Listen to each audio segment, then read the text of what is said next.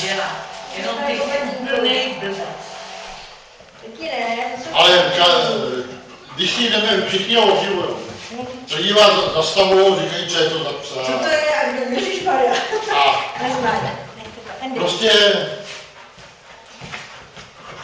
každý se zastavuje a chce za to. Já jsem teďka vlastně na veterině na Vsteklině, jedna paní tam byla se zebčíkem a dívala se, to je ještě štěně a to ještě vyroste. No, to se říkáme. My říkáme, to je miminko, 4měsíční. No právě.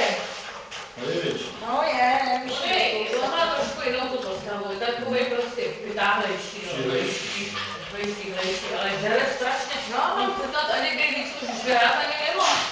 Ale tak on je zase, teď jenom běhá víc, takže zase... Jo, on běhá hodně. Ale...